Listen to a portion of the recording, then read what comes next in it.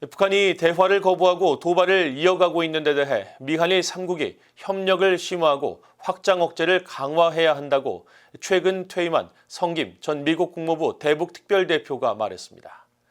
김성한 전 한국 국가안보실장은 미한 핵협의그룹 NCG에 일본 참여에 대해 한국은 열려있다고 말했습니다.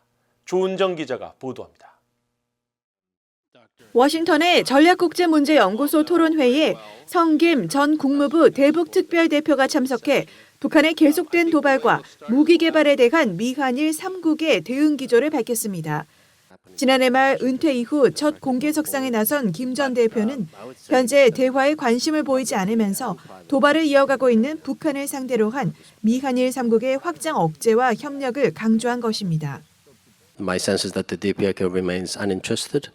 And they continue to focus on provocations and developing their illegal programs. And this is why it's even more critical that our three governments continue to focus on strengthening our extended deterrent cooperation and trilateral cooperation more broadly. 성김 전 대표는 그러면서 캠프 데이비드 미한일 3국 정상회의에서 제시된 모든 좋은 제안들을 제도화하기 위해 가능한 한 많은 노력을 기울여야 한다고 강조했습니다. 3국 정상회의 제안에 대한 제도화는 각국이 선거에 따른 리더십의 변화가 생기더라도 영향을 받을 가능성이 줄어든다는 것입니다. 한국의 김성한 전 국가안보실장 역시 억지력 강화를 강조했습니다.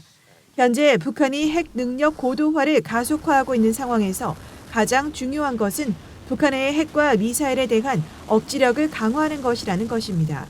그러면서 미국과 한국이 특히 2차 핵협의그룹 NCG 회의에서 핵 전략, 기획, 운용에 관한 가이드라인을 만들고 연합훈련에 핵 작전 훈련을 포함하기로 한 것은 주목할 만한 성과라고 평가했습니다.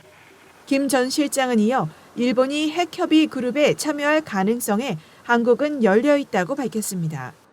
I myself had a chance to talk to my Japanese counterpart about that issue. When I was in the government, but this is a somewhat sensitive issue to Japan because NCG is about how to use nuclear weapons in a contingency situation.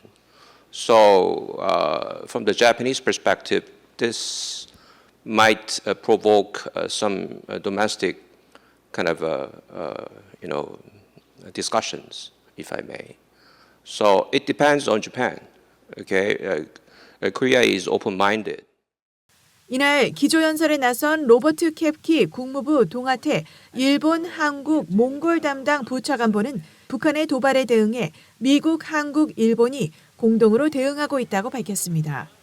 We are pursuing a calibrated approach to the DPRK's escalatory actions based on the degree of threat they pose to the United States and our allies. We continue to consult closely with the Republic of Korea, Japan, and other partners and allies about how to best engage the DPRK, deter aggression, and coordinate international responses to the DPRK's violations of multiple UN Security Council resolutions. 캡키 부차관보는 이어 미한일 3국은 북한과 러시아의 군사협력에 대응한 협력에도 전념하고 있다고 밝혔습니다.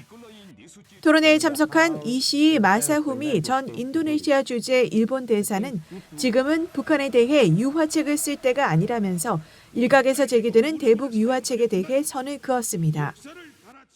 이시이 대사는 그러면서 중국과 러시아가 북한에 대한 영향력을 두고 경쟁하도록 만들 수 있는 방법을 생각해봐야 한다고 말했습니다. VOA 뉴스 조은정입니다.